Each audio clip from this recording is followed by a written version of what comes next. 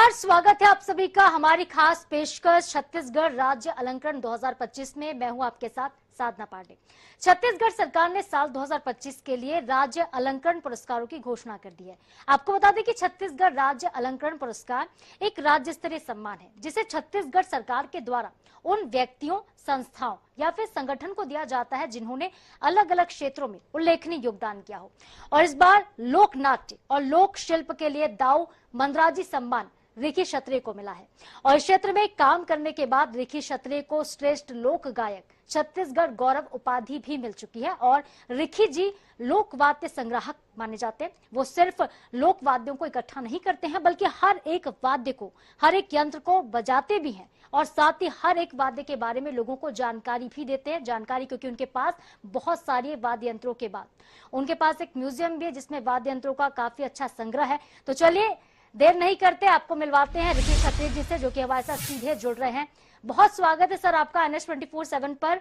और सबसे पहले तो आपको राज्य अलंकरण पुरस्कार 2025 के लिए ढेर सारी शुभकामनाएं, बहुत बधाइयां। धन्यवाद मैडम जी, आप सभी को धन्यवाद। जय जोहार, जय छत्तीसगढ़। तो चलिए इसी के साथ शुरुआत करते हैं। वैसे तो रिकी जी आप किसी परिचय के मोहताज नहीं हैं, लेकिन फिर भी हम आपके बैकग्राउंड के बारे में थोड़ा जानना चाहेंगे कि कैसे रुचि आई है लोक वाद्य यंत्रों को संजोने में। जी, आज से 60 वर्ष पहले जब मैं 6-7 साल का था, उस वक्त मेरे पिताजी एक भजन मंडली चलाते थे भिलाई में। उस समय उसमें मनोरंजन का कोई साधन नहीं थे, स्वयं के एक भजन मंडली चलाते थे।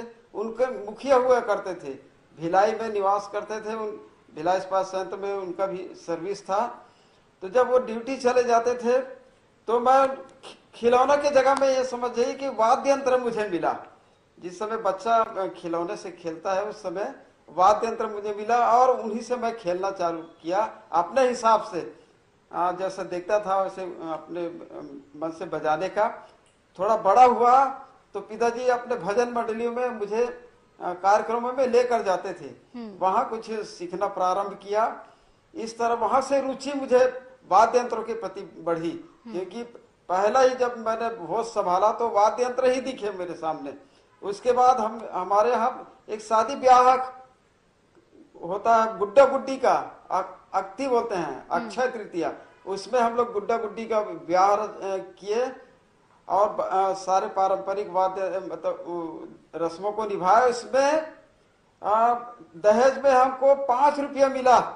उस 5 रुपये से हम लोग ने 2 वाद्य यंत्र खरीदे, एक दफड़ा और सींग बाजा। वो आज भी मेरे पास है और बहुत ही मतलब उनको ये सब रखा हूं मैं।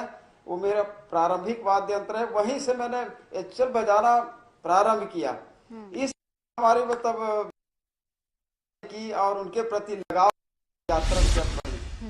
तो बिल्कुल बहुत रोचक आपकी यात्रा रही है और रोचक होने के साथ ही परिश्रम काफी ज्यादा रिची जी इसमें रहा है। कितनी मेहनत आपको करनी पड़ी, क्योंकि आप काम भी करते थे बीएसपी में काम करने के साथ ही वाद्य यंत्रों को संजोना, उन्हें खरीदना, फिर म्यूजियम में उन्हें रखना, कितना चुनौतीपूर्ण रहा आपके लिए? बहुत चुनौतीपूर्ण मैडम, लेकिन उनका सामना किया मैं। पहली बात तो उनको करने के लिए एकाग्रता हो चाहिए। एकाग्रता के लिए आपके सामने कोई नहीं आना चाहिए। मैंने किसी आज तक कोई दोस्ती यारी नहीं किया, क्योंकि उसमें निभाना पड़ता है, व्यवहार निभाना पड़ता है। आप उनके जहाँ जाओ, उनको आप बुलाओ और इस तरह से। और आपको बता दूं, मेरी पत्नी जो है मेरे कंधे से कंधे मिलाकर साथ दी। कभी ये नहीं कहा कि मुझे मतलब ये साड़ी ले दीजिए या और अन्य सामान। वाद्य यंत्र उनके भी जहन में वाद्य यंत्रों को इकट्ठा करे, ये बसा हुआ था। इस तरह हमारी एक ही शौक सिर्फ और सिर्फ यहाँ के पारंपरिक जो वाद्य यंत्र हैं, परंपरागत जो वाद्य यंत्र जो विलुप्त होते जा रहे हैं, उनको किसी भी तरह इकट्ठा करके एक जगह एकत्रित करें और आने वाली पीढ़ी को अंतरास्त्रित करें। इस तरह चल पड़ा जंगल झाड़ियों में जाना, क्योंकि अगर साथ में कोई है तो ये सब कार्य नहीं हो पाता। अकेले जब रहेंगे तभी ये सब शोध कार्य जो वो हो पाता है। बिल्कुल। किसी का साथ होना बेहद आवश्यक होता है, लेकिन आपने दोस्त नहीं बनाया बल्कि अपनी जीवन संगनी को, अपनी अर्धांगिनी को ही अपना मित्र बना लिया और उनकी प्रेरणा से आज आपको राज्य अलंकरण पुरस्कार कहीं न कहीं सर मिला है। बहुत सारे आपको पुरस्कार पहले भी मिल चुके हैं, उसका भी हम जिक्र करेंगे। लेकिन हम आपकी पढ़ाई पर आते हैं कि संगीत में आपने काफी अच्छी शिक्षा ग्रहण की है, जरा उसके बारे में आप बताइएगा। जी, मैं अब इकट्ठा को तो करना चालू कर दिया था। वाद्य यंत्र बहुत सारे, करीब 50 वाद्य यंत्र इकट्ठा हो गए थे। तो मैंने सोचा कि इसमें पीएचडी कर लूंगा तो मुझे नौकरी में भी कुछ फायदा हो जाएगा। इस उद्देश्य से मैं खैरागढ़ यूनिवर्सिटी गया, तो बोले आप ग्रेजुएशन नहीं कर सकते, आप ओल्ड कोर्स वाले हैं। तो मैंने जिद में 40 साल की उम्र में 12वीं, जो हम लोग ओल्ड कोर्स वाले थे, 40 साल की उम्र में मैं 12वीं किया और 12वीं निकलकर बीए किया, एमए किया और तबला में भी एमए किया। इस तरह 13 साल की मेरे मतलब संगीत की शिक्षा ग्रहण किया मैंने। और उसका ये भी सोच के किया था कि यहाँ जो जितने भी वाद्य यंत्र हैं वो 90% पूरा आदिवासियों का है और आदिवासी अपने वाद्य यंत्र को देवी देवता मानते हैं, किसी को छूने नहीं देते, देव स्थान पर स्थापित करके रखते हैं, पूजा अर्चना करते हैं। तो जब खोजने के लिए जाए तो वो छूने भी नहीं देते थे। तो उनको आकर्षित करने के लिए भी ये जो मेरा विधिवत जो पढ़ाई किया वो भी काम आया। मैं उनको बोलता था कि आदिवासियों को कि आप बजा के दिखाइए। उन लोग बजाते थे और उसके बाद फिर मैं बजा देता था। मैं उनको नोटेशन कर लेता था जो मैं पढ़ाई किया हूँ उनके आधार पर, और हुबहू उनको मैं बजा देता था। तो जो आदिवासी बहुत आश्चर्य होते थे। इस तरह मतलब उनको आकर्षित भी करता था इन्हीं शिक्षा के माध्यम से। इस तरह ये भी मुझे बहुत काम आया, उनके वाद्य यंत्रों को उनको आकर्षित कर प्राप्त करने के लिए। बिल्कुल सर, आपको जानकारी मिली कि किस तरह से आप इन वाद्य यंत्रों को बजा सकते हैं और रिझा सकते हैं आदिवासियों को, ताकि वो अपने वाद्य यंत्र आपको रखने को, आपको संजोने को भी दे।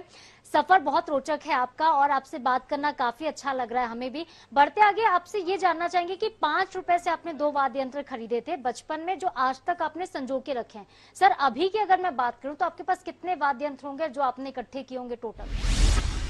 जी, अभी तक 45 वर्षों में मैंने 211 प्रकार के वाद्य यंत्र इकट्ठा किए हैं। इसमें आपको बता दो, शिकार करने के लिए, शिकार से बचने के लिए, रखवाली करने के लिए, ऐसे तरह तरह के वाद्य यंत्र हमको हमारे पूर्वजों से प्राप्त हुआ है। तो आपके पास तरह तरह के वाद्य यंत्र हैं जो शिकार करने के लिए भी आप इस्तेमाल करते थे। जरा सर हम आपसे रिक्वेस्ट करेंगे कि कुछ आप बजा के भी दर्शकों को दिखा दीजिए कि किस तरह से इन वाद्य यंत्रों का इस्तेमाल होता है और कौन कौन से प्राचीन वाद्य यंत्र ऐसे हैं जिनके बारे में लोग जानते ही नहीं। जी, एक वाद्य यंत्र है घुंघरा बोलते हैं। इस घुंघरा का उपयोग आज से 700-800 साल पहले बाड़ी की रखवाली के लिए करते थे। शेर की हुबहू आवाज निकलती है, आपको निकाल के दिखाता हूँ। बिल्कुल।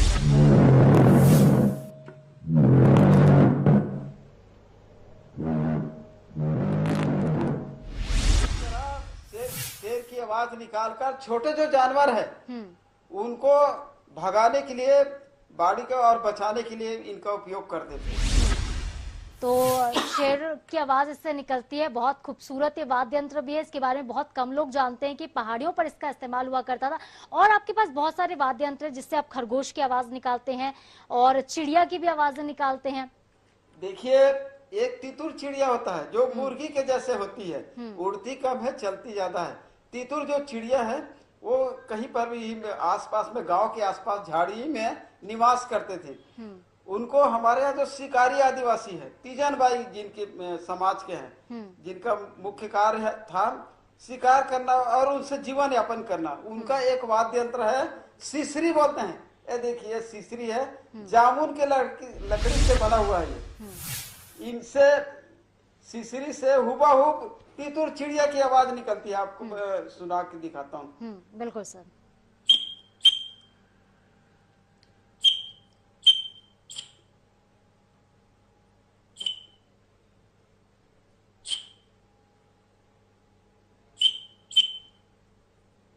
बिल्कुल सर, ऐसा लग रहा है कि सुबह का समय हो और चिड़िया की आवाज हमें सुनाई दे रही है। इस तरह चिड़िया की, तितुल चिड़ी की आवाज हम्म। निकल। बिल्कुल चिड़ियों की चहचहाट है, सुबह का तो जो मौसम। शिकारी आदिवासी है, हमारे यहाँ पारधी कहते हैं, वो इस सिसरी से बजाकर और जाल जाल के माध्यम से, और ये देखिए कुहकी वाद्य यंत्र है। कुहकी मतलब छत्तीसगढ़ में आवाज देना बताए, एक दूसरे को बुलाने के लिए सुनसान जगह में, जब कोई साधन नहीं हुआ करते थे, जंगलों में जैसे गए तो वहां आवाज देकर एक दूसरे को बुलाते थे।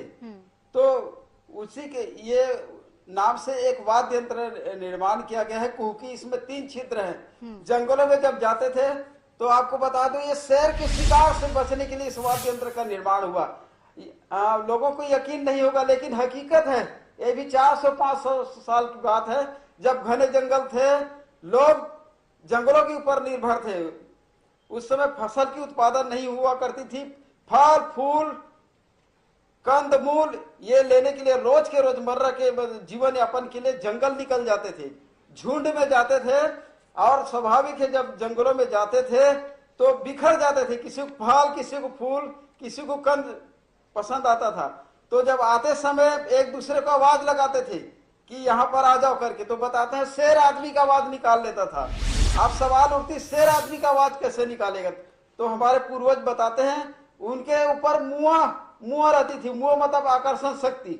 जिनके पहले मौत हुए रहती थी, उनकी आत्मा शेर के ऊपर सवार रहती थी। जब घने जंगलों में, बियाबान जंगल में आदमी का आवाज सुनता था शेर, तो वो आत्मा जो है वो शेर के मुंह से निकालता था, इस तरह खींचा चले जाता था और उनकी भक्षण हो जाता था।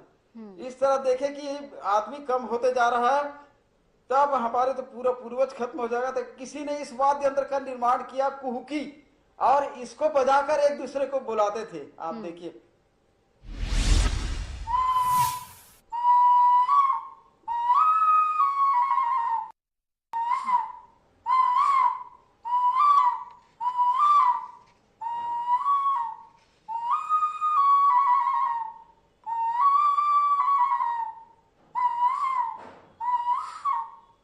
इस तरह अलग अलग आवाज निकालकर एक दूसरे को बुलाते थे। तो शेर के ऊपर जो आत्मा थी वो इनको नहीं समझ पाते थे। इस तरह उस समय वहां के जो आदिवासी है वो शेर के शिकार से अपने आप को बचाते थे, इस वाद्य यंत्र कुहकी के माध्यम से। तो बिल्कुल, जब भी शेर आक्रामक हो जाया करता था या फिर उनको डर होता था कि हमला हो सकता है, तो इस वाद्य यंत्र के माध्यम से लोग खुद को बचाया करते थे। इसको भी आपने आज संजो के रखा है, बहुत सुंदर ये वाद्य यंत्र भी है। और आप बजाने की तकनीक सर बहुत बेहतर तरीके से जानते हैं, कि क्योंकि वाद्य यंत्र तो संजोना एक अलग बात है, लेकिन इन वाद्य यंत्रों को बजाना, इसकी टेक्निक आपने कैसे सीखी? जी, ये अब लगन होने से कुछ भी हो सकता है। हमारा एक ही उद्देश्य था, बाजा को इकट्ठा करना, उनको बनाना और लोगों तक बनाकर उनको मुहैया कराना। तो उन्हीं से, जिनका वाद्य यंत्र थे, उन्हीं से हम जब तक नहीं सीख लेते थे, लोगों को हम बताते नहीं थे। तो एक जिद ने ये सब करवा दिया हमें। तो एक जिद ने ये सब करवा दिया। एक लगन और मेहनत चाहिए होती है, उसके बाद कुछ भी असंभव नहीं होता। एक वाद्य यंत्र होता है सर धनकुल, जिसको कहते हैं, और ये भी कहा जाता है कि सिर्फ महिलाएं बजाती हैं। ऐसा क्यों, क्या मान्यता है, और धनकुल होता क्या है? धनकुल पांच चीजों से बन मिलाकर तैयार होता है। मटका, और उसके नीचे रखते हैं, जैसे मटके के नीचे रिंग बोलते हैं, धनुष बाण और छीरन काड़ी और मटका, ये 5 चीजों से मिलकर वो धनकुल कहलाता है। धनकुल वहां एक जगार उत्सव होता है बस्तर में। जगार, एक लक्ष्मी जगार और एक पार्वती जगार, ये महिलाओं द्वारा किया जाता है। जैसे एक लक्ष्मी जगार जो होती है वो भादों के महीने में होती है। हमारे इधर एक हरितालिका व्रत होती है, हरितालिका व्रत में निर्जला उपवास होती है। उसी तरह बस्तर में लक्ष्मी जगार होता है। लक्ष्मी जगार में निर्जला उपवास 24 घंटे के रहते हैं। तो उस समय तो कोई साधन नहीं थे मनोरंजन के समय बिताने के लिए। तो ये एक धनकुल एक ऐसा माध्यम था। धनकुल खाली वाद्य यंत्र नहीं है, ये अनुष्ठानिक वाद्य यंत्र है, पूजा पष्ट का वाद्य यंत्र है। ऐसी कभी भी इसको बजाया नहीं जाता, पूजा में ही बजाए जाते हैं। तो रात व्यतीत करने के लिए इसको बजाते थे। उसमें सिर्फ महिलाएं होती है, एक को गुरुमाय बोलते हैं और एक को चेलिक बोलते हैं। गुरुमाय मुख्य होता है, चेलिक होता है उनका शिष्य होता है। तो दो लोग मिलकर एक साथ बजाते हैं। और ये जैसे मैं बैठा हूँ, जो धनकुल का जो बैठने का होता है स्टूल बोला जाए, उसको उन लोग माची कहते हैं। उसमें बैठकर बजाते हैं दो लोग। और रात भर पार्वती जगार में पार्वती मैया और शंकर भगवान उनकी कथा, जैसे महाभारत में कुछ गीत गाए उसके बाद कथा बताया जाता, उसी तरह ये लक्ष्मी जगार में माता लक्ष्मी और शंकर का विवाह और उनके पूरा चरित्रों को कथा के माध्यम से और गीत के माध्यम से बताया जाता है। ये जगार उत्सव में इनका, ये धनकुल का ये महत्व है। खाली वाद्य यंत्र नहीं है, तो वाद्य यंत्र नहीं है बल्कि इसका इस्तेमाल पूजा में होता है। और सर आपके पास इतनी जानकारी है, देखिए जी आपके पास इतनी जानकारी है कि शायद समय भी हमारे पास कम पड़ जा रहा है आपको समझने में, क्योंकि आपने इतना आदिवासियों का अध्ययन कर लिया, आदिवासी संस्कृति को इतने अच्छे से घोलकर पी लिया है कि इसको समझना जो आप लोगों के लिए आवश्यक हो गया। जानना चाहिए लोगों को कि आदिवासी संस्कृति में और क्या कुछ होता है, वाद्य यंत्रों का किस तरह से इस्तेमाल होता है। लेकिन रिकी जी मैं आपसे ये जानना चाहूंगी कि जब आपको एक और सम्मान मिला था राष्ट्रपति और प्रधानमंत्री के हाथों, तो वो क्या सम्मान था, वो क्षण कैसा था? जाहिर तौर पर गौरवान्वित करने वाले तो पल थे ही, लेकिन किस चीज के लिए वो सम्मान आपको मिला था और कैसा अनुभव आप कर रहे थे? देखिए हमें जनसंपर्क मंत्रालय द्वारा भेजा जाता है झांकी में। झांकी का मैं 11 वर्ष से छत्तीसगढ़ की झांकी का प्रतिनिधित्व कर रहा हूँ।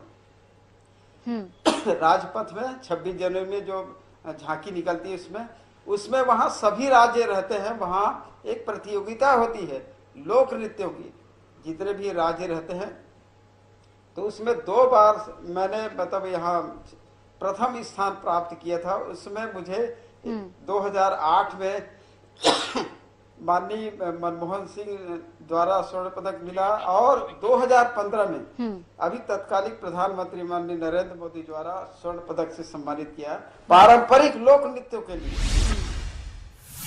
तो लोक नृत्यों के लिए सम्मान मिला था और आपको अब एक महत्वपूर्ण सम्मान मिला है, राज्य अलंकरण पुरस्कार। ये है सर, फिलहाल कैसा आप अनुभव कर रहे हैं? परिजनों का क्या कुछ कहना है इसको लेकर?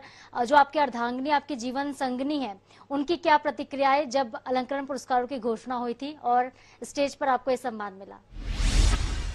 बहुत सभी आनंदित है, गदगद है, क्योंकि ये 45 वर्ष का जो मेरा मेहनत है, जो मेरा लगन है, जो मैं परंपराओं को इकट्ठा करके इस लोगों तक पहुंचाने का कार्य किया, उनका आज सही आंकलन हुआ है छत्तीसगढ़ शासन द्वारा।